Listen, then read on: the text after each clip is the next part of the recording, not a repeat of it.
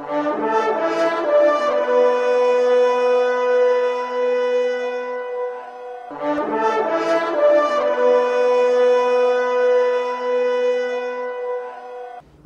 दोस्तों, मैं हूं शशांक साशा। स्वागत है आप सभी का आपके अपने YouTube चैनल पर जिसका नाम है इतिहासकार। आज हम बात करेंगे शेर शाह सूरी के बारे में, जिसने दिल्ली सल्तनत पर सूरी साम्राज्य की स्थापना की थी। वो बहुत ही ताकतवर बादशाह था दोस्तों। शेर शाह सूरी का जन्म 1486 को सासाराम, जो कि बिहार में है, वहां हुआ था, एक पाश्तून फैमिली में। पाश्तून लोग जो होते हैं वो अफगानी होते हैं। शेर शाह ने अपना सूरी सरनेम जो है वो अपने पाश्तून जनजाति सुर से लिया था। शेर शाह सूरी का असली नाम फरीद खां लोदी था। फरीद खां लोदी से शेर शाह सूरी तक का सफर क्या था, इसके पीछे एक बहुत इंटरेस्टिंग स्टोरी है और ये मैं आपको इस वीडियो के अंत में बताऊंगा। शेर शाह सूरी के दादा इब्राहिम खान सूरी नरनौल क्षेत्र के जागीरदार थे और शेर शाह सूरी के पिता मियां हसन खां सूरी थे। हसन खान के 8 बेटे थे, जिसमें से शेर शाह सूरी एक था। शेर शाह सूरी उर्फ फरीद खान 22 साल की उम्र में अपने घर से भाग गए थे, क्योंकि उनके पिता हसन खान ने कई शादियां की हुई थी और वो ज्यादातर बाहर ही अपना समय बिताते थे। इस बात से गुस्सा होकर शेर शाह सूरी अपने घर से भागकर जौनपुर के राज्यपाल जमाल खान के पास चले गए थे। जब ये बात शेर शाह के पिता को पता चली तो उन्होंने जमाल खान को खत लिखकर शेर शाह सूरी का ध्यान रखने और उसको शिक्षा देने की बात कही। तब 3 साल तक शेर शाह सूरी की पढ़ाई जौनपुर में ही हुई और जमाल खान ही शेर शाह सूरी के टीचर रहे।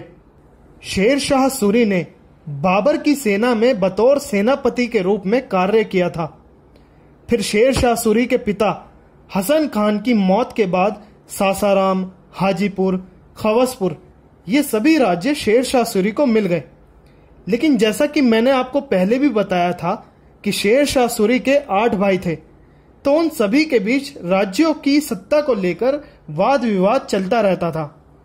इन सबसे परेशान होकर शेर शाह सूरी सब कुछ छोड़कर दक्षिणी बिहार के शासक बहार खान लोहानी के पास चले गए। शेर शाह सूरी उर्फ फरीद खान दक्षिणी बिहार में ही रहे और बहार खान लोहानी ने अपने पुत्र की शिक्षा शेर शाह सूरी के हाथों में सौंप दी। इसके अलावा शेर शाह सूरी बहार खान लोहानी के कई बड़े कामकाज भी संभाला करते थे। एक तरह से शेर शाह सूरी को अपना निजी सहायक के रूप में नियुक्त कर लिया था बहार खान लोहानी ने।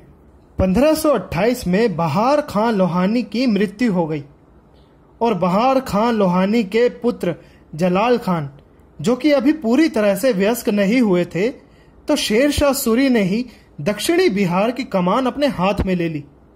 जब बहार खान लोहानी के बेटे जलाल खान बड़े हुए तो उनको समझ आया कि ये शेर शाह सूरी मेरे पिता की सत्ता हथिया लेंगे, जिस पर सिर्फ मेरा हक है। तो जलाल खान ने बंगाल के बादशाह गयासुद्दीन महमूद से मदद मांगी। महमूद शाह ने अपनी एक सेना को शेर शाह सूरी पर आक्रमण करने भेजा, तो शेर शाह सूरी ने 1534 में सूरजगढ़ के युद्ध में गयासुद्दीन महमूद की सेना को हराकर संपूर्ण बिहार पर अपना कब्जा कर सूरी साम्राज्य स्थापित कर लिया। 1537 में, मतलब सूरजगढ़ युद्ध के 3 साल बाद, शेर शाह सूरी ने बंगाल पर आक्रमण किया और बंगाल के शासक गयासुद्दीन महमूद शाह को हरा दिया। लेकिन बंगाल पर शेर शाह सूरी कब्जा नहीं कर सका, क्योंकि हुमायूं ने भी अचानक शेर शाह पर आक्रमण करने का निर्णय ले लिया था। शेर शाह ने बंगाल पर आक्रमण किया और वहां से बहुत सारा धन दौलत लूट लिया था। 26 जून 1539 को शेर शाह सूरी और हुमायूं के बीच चौसा युद्ध हुआ, जिसमें शेर शाह सूरी ने हुमायूं को इतनी बुरी तरह हराया था कि हुमायूं को डर के कारण अपनी जान बचाने के लिए गंगा नदी में कूदना पड़ा। गंगा नदी में कूदकर हुमायूं ने अपनी जान बचाई। अपनी जान बचाकर हुमायूं वापस अपने आगरा के किले पर पहुंचा और दोबारा अपनी सेना को संगठित किया। तब तक शेर शाह सूरी भी आगे आगरा की तरफ बढ़ता जा रहा था और कई छोटे राज्यों को अपने कब्जे में ले लिया था। फिर 1540 में फिर एक बार शेर शाह सूरी और हुमायूं के बीच कन्नौज का युद्ध हुआ। इस बार युद्ध इतना भयंकर था कि शेर शाह सूरी ने हुमायूं को कन्नौज से 200 किलोमीटर दूर तक भगाया और खदेड़ कर दिल्ली साम्राज्य से बाहर कर दिया। हुमायूं को दिल्ली सल्तनत से बाहर खदेड़ कर दिल्ली पर से मुगल साम्राज्य हटाकर सूरी साम्राज्य स्थापित किया और आगरा, दिल्ली, लाहौर और ग्वालियर तक पर अपना कब्जा कर लिया। 1542 में शेर शाह सूरी ने राजस्थान पर आक्रमण करके राजा उदय सिंह को हराकर राजस्थान और बुंदेलखंड पर अपना कब्जा करके सूरी साम्राज्य फैला लिया। 1544 में कालिंजर किले को फतेह करने के लिए पहले 7 महीने शेर शाह सूरी ने किले के बाहर ही इंतजार किया। फिर कई महीनों के प्रयास के बाद शेर शाह किले के अंदर घुस तो पाया, लेकिन पूरी तरह से नहीं, क्योंकि किले की दीवारें बहुत बड़ी और मजबूत थी। तो शेर शाह ने आदेश दिया कि गोले बारूद की मदद से दीवारों को तोड़ा जाए। तो बारूद छोड़ने के दौरान शेर शाह सूरी के पास ही बारूद फट गया, जिस वजह से शेर शाह सूरी बुरी तरह से घायल हो गया और 22 मई 1545 को शेर शाह सूरी की मौत हो गई। शेर शाह सूरी की मौत के बाद उसके बेटे जलाल खान, जो कि इस्लाम शाह सूरी के नाम से भी जाना जाता था, उसने शेर शाह सूरी का सासाराम में ही मकबरा बनवाया और उसको वहीं दफन किया।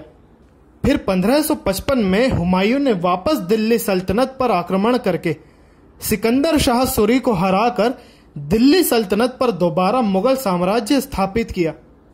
शेर शाह सूरी का शासनकाल सिर्फ 8 साल का ही रहा, लेकिन उस 8 साल में शेर शाह सूरी ने सूरी साम्राज्य का बहुत ही बड़ा विस्तार किया था हिंदुस्तान पर। शेर शाह सूरी ने टका मुद्रा को हटाकर रुपया मुद्रा का चलन शुरू किया था। तो अब मैं आपको बताता हूं कि फरीद खान का नाम शेर शाह सूरी कैसे पड़ा था। दक्षिणी बिहार के शासक बहार खान लोहानी पर एक बार एक शेर ने हमला कर दिया था, तो फरीद खान ने अकेले ही उस शेर को मार गिराया था और बादशाह की जान बचाई थी, जिस वजह से बिहार के बादशाह बहार खान लोहानी ने खुश होकर फरीद खान को शेर शाह की उपाधि दी और अपना बहुत ही करीबी बना लिया। तो दोस्तों, ये था शेर शाह सूरी का पूरा जीवन, जिसका जन्म 1486 को बिहार के सासाराम में हुआ और मृत्यु 22 मई 1545 को कालिंजर में बारूद फटने से हुई थी। शेर शाह सूरी बहुत ही खतरनाक शासक था दोस्तों।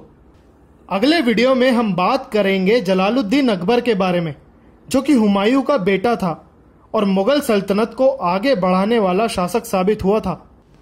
तो देखते रहिए आपका अपना YouTube चैनल इतिहासकार। और अगर आपको मेरी वीडियोस पसंद आए तो प्लीज मेरे चैनल को लाइक, सब्सक्राइब, शेयर और कमेंट भी जरूर करें। और हाँ, बेल आइकन प्रेस करना मत भूलना, ताकि मेरी आने वाली सभी वीडियो की नोटिफिकेशंस आपको मिलती रहें।